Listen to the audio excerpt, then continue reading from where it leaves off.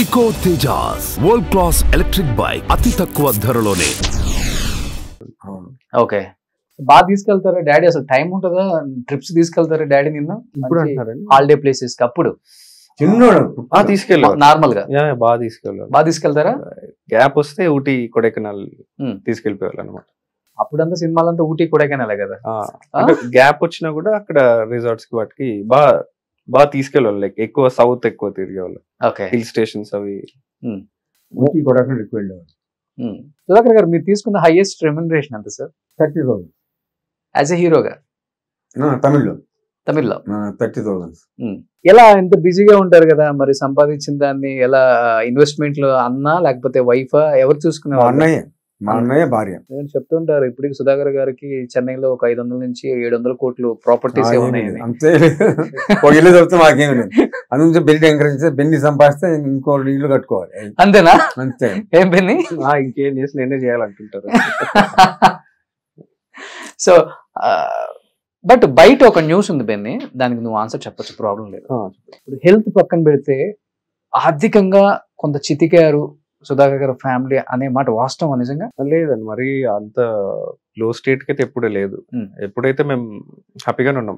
Okay, financially మరీ అంత down అయితే ఎప్పుడు అవ్వలేదు. అంటే అప్స్ అండ్ డౌన్స్ అవుతుంటాయి, బట్ మరీ లో స్టేజ్ అయితే హ్యాంగ్ అవుట్ ఇప్పటికైతే వెళ్ళలేదు. Financial I'm happy, no problem. ఇల్లు కట్టుకున్నాను, హ్యాపీగా సంతోషం ఉన్నాం. నా భార్య కానీ బెన్ని కానీ అందరూ హ్యాపీగా ఉన్నారు. మాకు ప్రాబ్లమే లేదు. ఇలాంటి ఫైనాన్షియల్ ప్రాబ్లం మాకు లేదు. ఉన్న చిన్న చిత్తక ప్రాబ్లం ఉన్నా కూడా బెన్ని ఆర్టిస్ట్ అంతా కూడా సమస్య పోతాయి. ఓకే, ఎప్పుడు వచ్చిందంటే ఈ న్యూస్, నాన్న ఒకసారి హెల్త్ పోలేక 3-4 months కోమాలోనే ఉండిపోయారు. ఆర్థికంగా అప్పుడు 5-6 కోట్లు బిల్ అయిపోయింది. సో అనేది ఒక న్యూస్ స్ప్రెడ్ అయిపోయింది. లేదు, అంత అవ్వలేదు. కోమాలో ఉన్నారనేది? ఉన్నారు, 1 month ఉన్నారు. 30 days కంప్లీట్ కోమాలో ఉండి అప్పుడు బయటకు వచ్చారు. నిజంగా దేవుడు బ్లెస్సింగ్స్ ఉన్నాయి కాబట్టి ఆయన నిజంగా మళ్ళీ తిప్పుకొని హ్యాపీగా ఉన్నారు. సో ఇప్పుడు ఎన్ని సార్, ఒక 65-66 ఉంటాయా మీకు? 65 ఈ ఇయర్ కి 65 కంప్లీట్ అయింది బెన్ని. ఇయర్ 65. ఓకే, బెన్నీ కన్నా డాడీకి మంచి మెమరీ పవర్ ఉంది అన్ని విషయాలలో. ఆయనకు మంచి మెమరీ ఉంది. ఓకే, ఇప్పుడు సడన్ గా గుర్తొచ్చి చెప్తుంటారు అనమాట. ఓకే సార్, ఇప్పుడు కాలక్షేపం ఎలా, మంచిగా ఇంట్లోనే ఉంటారా లేకపోతే వాకింగ్ వెళ్ళటం లేకపోతే ఫ్రెండ్స్ ని కలవటం? వాకింగ్ చేసేవాడిని బయటకు వెళ్ళి. ఇప్పుడు వాకింగ్ ఇంట్లోనే చేస్తా ఉంటాయి. అప్ సైడ్ పైకి ఎక్కడ కింది ఇంట్లో అటు తిరుగుతుంటారు. హెల్త్ పరంగా ఎటువంటి ప్రాబ్లం లేదు, హెల్తీగానే ఉన్నాను. వారం సండే వచ్చిందని చర్చికి వెళ్తాం. ఓకే, ఇప్పుడు బాబు పెళ్లి చేశారు కదా. అవును, చాలా మంది ఎక్స్పెక్ట్ చేశారు మీరు పెద్ద పెద్ద హీరోలతో వర్క్ చేశారు కాబట్టి ప్రతి స్టార్ హీరో బెన్నీ పెళ్లికి వస్తారు అని. మీరు పిలవలేదా? లేకపోతే ఎందుకంటే ఇండస్ట్రీలో ఒకటి ఉంటది, ఏదైనా మనమన్న ఫామ్ లో ఉండాలి లేకపోతే మన పిల్లలన్న ఫామ్ లో ఉండాలి, అప్పుడే మనల్ని పట్టించుకుంటారు, లేకపోతే ఎవరు పట్టించుకోరు ఇక్కడ అనేది.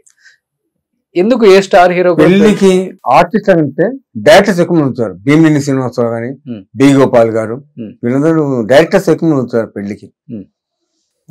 ఆర్టిస్ట్ వచ్చి బ్రహ్మానందం కూడా వచ్చాడు, జగపతిరావు వచ్చాడు. ఓకే, మిగతా స్టార్ హీరోలు ఎవరు రాలా? మీరు వర్క్ చేసిన వాళ్ళు ఎవరు రాలేదు.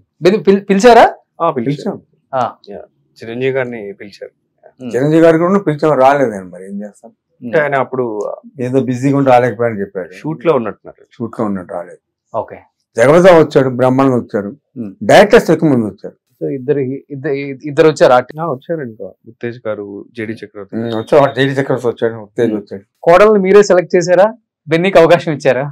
లేదు, అది మదర్ భార్య. ఓకే, సో మంచిగా అర్థం చేసుకునే కోడలు వచ్చేసింది. మంచి కోడలు వచ్చింది. మంచి కోడలు సంతోషం మాకు. బీని జాగ్రత్త చాలా బాగా చూసుకుంటది, నాకది సంతోషం.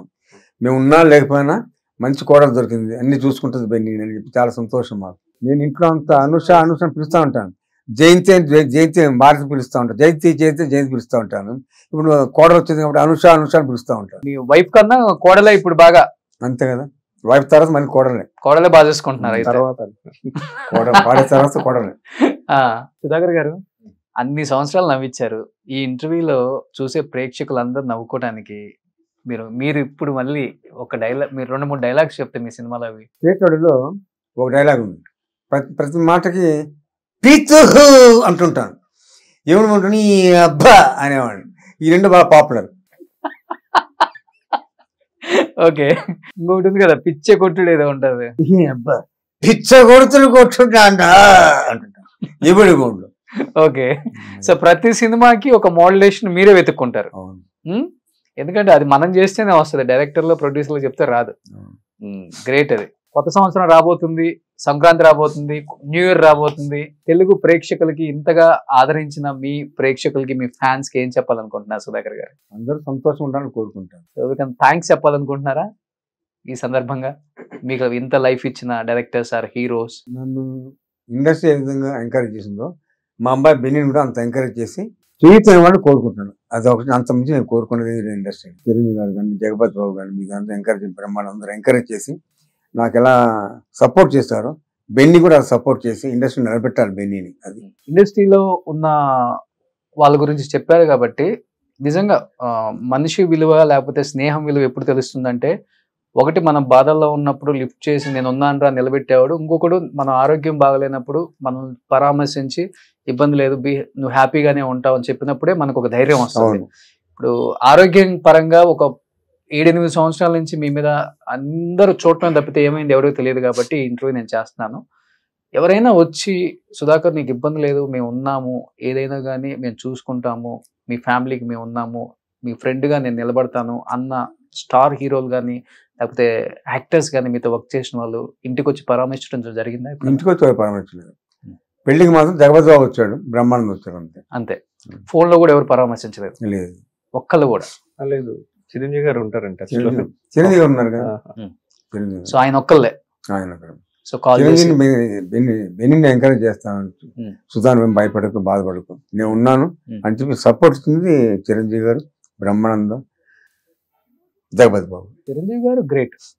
సో ఎప్పుడు నిలబడతా ఎవరికైనా కానీ. సో బెన్నీ, నువ్వేం చెప్పాలనుకుంటున్నావు ఈ సందర్భంగా చిరంజీవి గారికి కానీ, ఇండస్ట్రీకి కానీ, నాన్న నిలబెట్టిన డైరెక్టర్స్ అండ్ ఎంతో మంది స్టార్ హీరోలతో వర్క్ చేసిన స్టార్ హీరోస్ కి యాజ్ యాక్టర్ గా మీరు కూడా వస్తున్నారు కాబట్టి వాట్ యు వాంట్ టు? అంటే నేను వెళ్ళిన 2-3 ప్రొడక్షన్స్, ఆడిషన్స్ వాటికి ఎక్కువ మీరు అసలు యాక్టింగే చేస్తున్నారు అనేది విషయం తెలియదు అనమాట. అది ఆ విషయం పక్కన పెట్టేస్తే మీరు లీడ్ గా లాంచ్ అవుతున్నాం అనుకుంటున్నాం అలా అంటున్నారు అనమాట. నేనేమంటున్నానంటే అలా ఏం లేదండి, లైక్ లీడ్ గానే చేస్తాను, లీడ్ గా లాంచ్ అవుతాను అట్లాంటిది కాదు. ఎనీ రోల్, మంచి క్యారెక్టర్ ఉంటే నేను ఏ క్యారెక్టర్ చేస్తానని చెప్దాం అనుకుంటున్నాను.